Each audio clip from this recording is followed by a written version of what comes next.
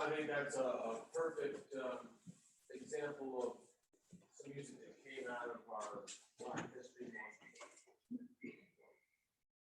I don't know if you recall it or not, but in our scriptures today, we're going to hear about Elijah a little bit. Elijah was one of those great prophets, and he was carried away in a chariot of fire. And he's going to be talking to Jesus along with Moses. Luke, the passage I'm about to read in Luke, mentions that, more so than some of the other passages of the Transfiguration. They actually say what Jesus and Moses and Elijah were talking about. They were talking about Jesus' exodus, his leaving, which is coming up soon. Today's passage is from Luke 9:28 through 43. About 8 days after Jesus said these things, he took Peter, John, and James with him and went up on the mountain to pray. As he was praying, the appearance of his face changed, and his clothes became as bright as a flash of light. Two men, Moses and Elijah, appeared in glorious splendor, talking with Jesus. They spoke about his departure, which was about to bring to fulfillment at Jerusalem. Peter and his companions were very sleepy, but when they became fully awake and saw his glory and the two men standing with him, as the men were leaving Jesus, Peter said to him, "Master, it would be good for us to be here. Let us put up 3 shelters, one for you, one for Moses, and one for Elijah." He did not know what he was saying. While he was speaking, a cloud appeared and covered them, and they were afraid, as they were entering the cloud. A voice came from that cloud saying, "This is my son, whom I have chosen. Listen to him." When the voice had spoken, they found that Jesus was alone. The disciples kept this to themselves and did not tell anyone at the time what they had seen. It's the word of God. Thanks be to God.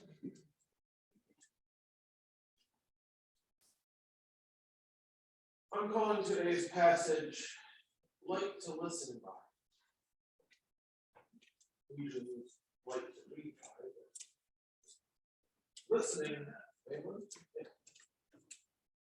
Listening sometimes requires something a little different. But our Creator, our God, understands us and knows us. He knows that we're a fusion made in his image, but he also knows that we're beings living on this earth. And we have a tendency to rely very heavily on all our physical senses. Probably even more so our sight. So we can sit there and say, well, our sight, we need a fair amount of light for our eyes to see things. When we gather new knowledge, we say we understand things. We see things in a new light. So we use this light and sight quite a bit in the way we understand things. But in today's passage, the 8 days, it starts at a good place.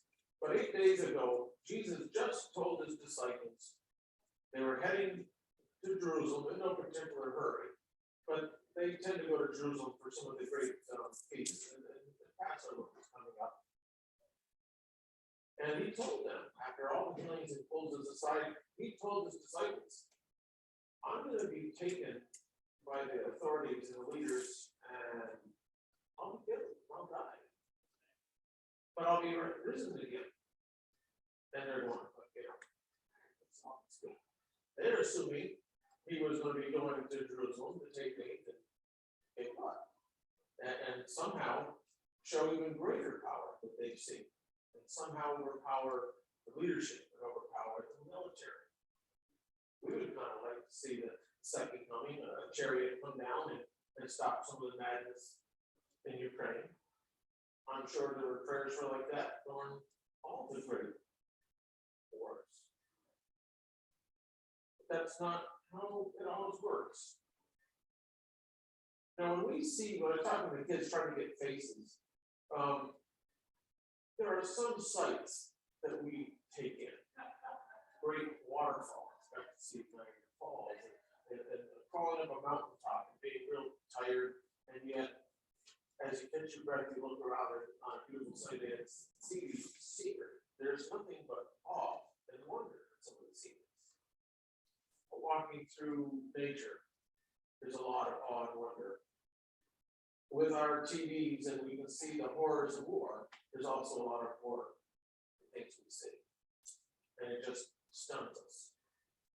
Strangely enough, a lot of times sight that we see leave us, as much as you'd think they'd be informative, those sites were leaving us wanting more, leaving us questioning. And I think that's what the Peter, James, and John was. They saw this.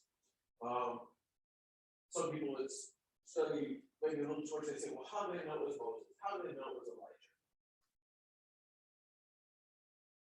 Somehow they knew. Maybe this way they were talking about it.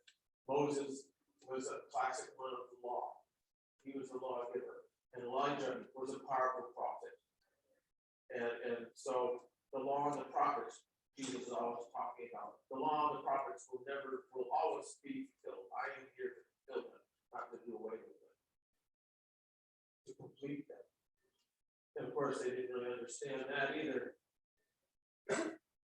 But like Peter, and I hate to say it, I'm stubborn like Peter, but the other characteristic is I have a tendency to open mouth and insert foot sometimes with you.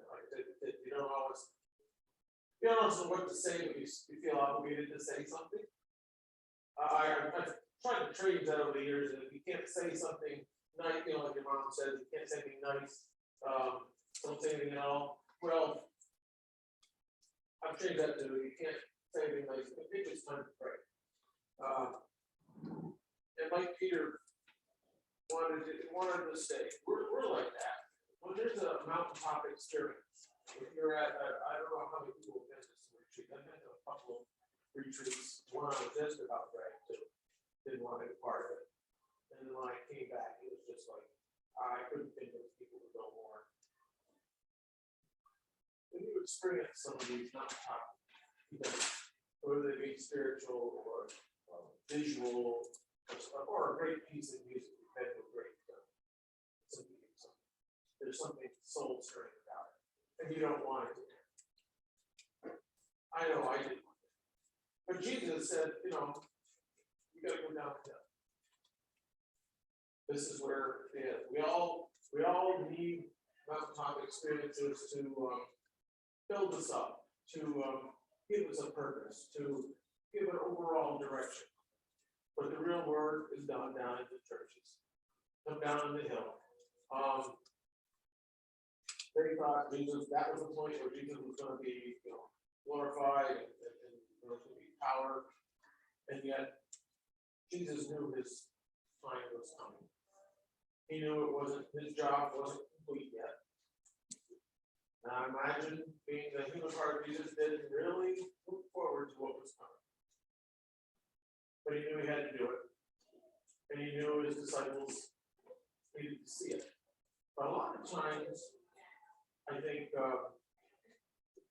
seeing the light helps you bear the darkness later. He had to sit there and show them, this is who I am. This is who I really am. This is the power I have. Now, they didn't understand it. They didn't know what it mean. It seems to me it would confirm the fact that the guy that they've been following for the last couple of years is probably all and more than they were thinking of. So for the stunning event that were to be coming, that we call the Passion of Christ, was really going to triumph. We like to say same things in a new light, and in darkness, the light shines the brightest, and all these nice little sayings. But when you're in the midst of it, it's hard to bring it out.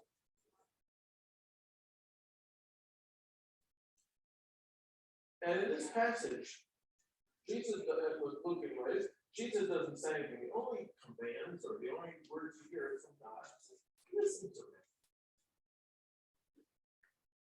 Listening in this translation means believe. Why such a short, simple topic, and yet it's pretty hard? Why? Because we are visual, sound, touch. We're very sensual beings in our world, and we're easily distracted. There's no doubt about it. We hear things, news, we listen to it every night. We go to church, mostly.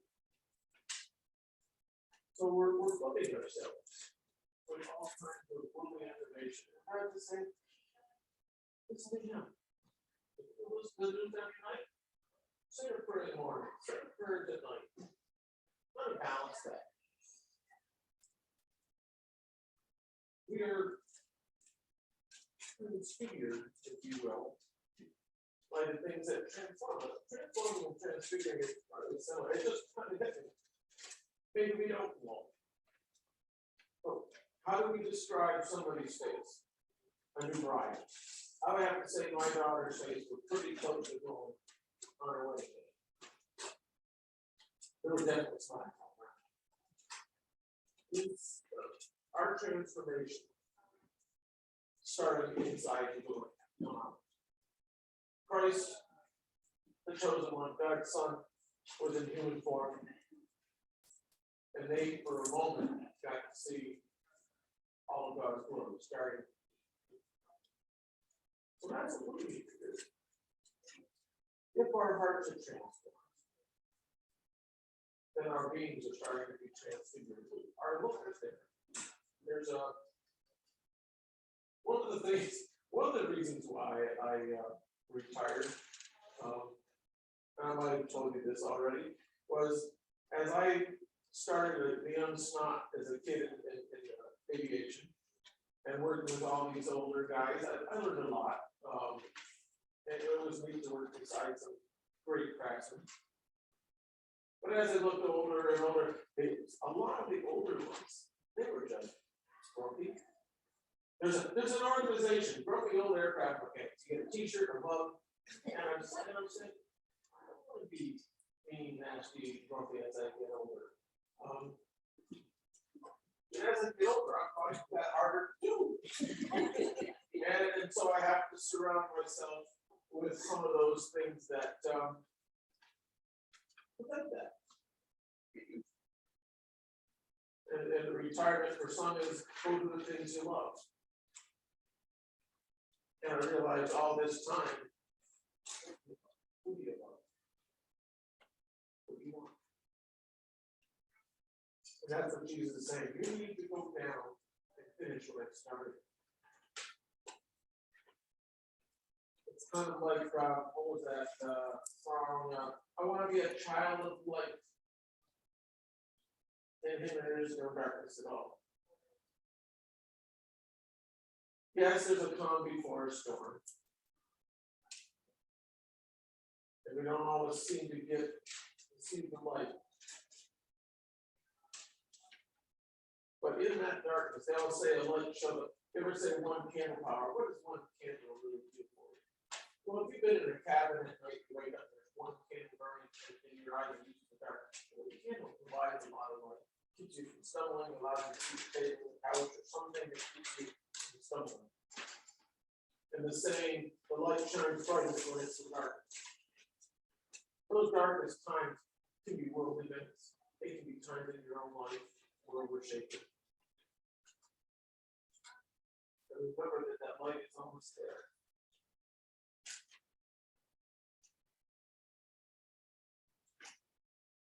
But this passage, a lot of things it's for us and how we need to behave and how we need to change and stuff. But this passage, this celebration, if you will, before Advent starts, it's about Jesus. It's about his glory, his willingness to come down, his love. This passage. Just like being on a mountaintop moment, you just take it in. You take it in the love. You take it in the wonder and the awe. you let the daily grind and the things you have left behind, they're not gone, they just temporarily overpowered by the splendor and the love of Christ. And that's why God says, I listen to him. And that's why Jesus says, great. When you're in the middle of it and you're trying to figure it out, what do they tell people to do? Hold still. Pause, rest for that. You know, you need to pray too. That starts on Ash Wednesday. This is a time where we need to reflect. Maybe it's a great time to reflect on the last 2 years. Reflect how we've responded to them. Not negatively. Maybe we didn't respond as good as we wanted to. And now there's always something. Just as COVID is letting up, there's some world war that hopefully it's not a world war, but it's causing gas prices, everything else, energy shortages. Who knows? But those are the type of things that don't prevent you, don't prevent the light of in you. One thing the media can do, and they always have to give you all kinds of stunning things, they always try to end up with these little clips, if you will, of mercy and tenderness, somebody escaped, or somebody doing something great, in terrible times. That's what we're supposed to be doing.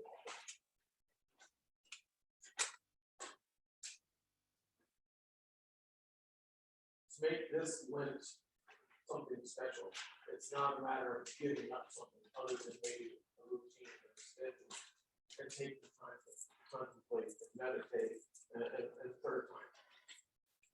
So probably the hardest thing even more than getting up properly is finding a little bit of time to pray and to work. Maybe read a story or watch a program or something that leads us like the disciples. Audit Christ, audit God's power, audit after all these years, God still loves us, it's still there with us. That's something special. And so my closing hymn is Arise, Shine. Because when we come down off that mountain, just like Moses came off that mountain, he was exposed. They call it transitory. They didn't understand why. But he will. Whenever you're in the presence of God, there's nothing wrong. Physical glow, your heart's going to glow. It's just, you're just going to be overwhelmed with joy. Have you ever had those moments when you just were so overwhelmed with joy? Maybe we don't glow, we have that smile. But Moses had that for a while. And he put it scared people. We put a pin on it. But also, people say that Moses put that veil on, hide the back of his face. But this is what we need to do. When he comes down off the mountain, Moses had God. Whenever we have our high moments, and we get to see the light, we get to see the awesome God. We get in, hold it close in our heart. Down.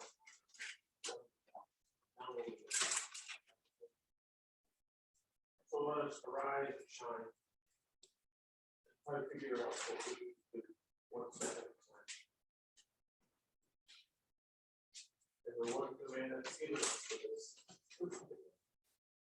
All the noise and clutter of this world. Let's listen. Amen.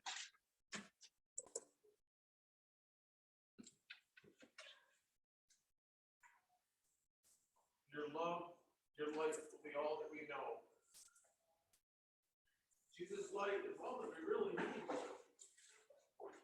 If you remember a little bit from last week, we were talking about focusing on the fingers on that patch Adam thing. I said, no, don't look right there. And then you will see what I see. What are we supposed to be looking for when we look at Christ? We'll have a light That glow will let us see the world in a different light. It'll let us see our problems in a different light. It'll let us see answers that we couldn't see before. That's what the light and love of Christ does for us. So instead of giving up something for what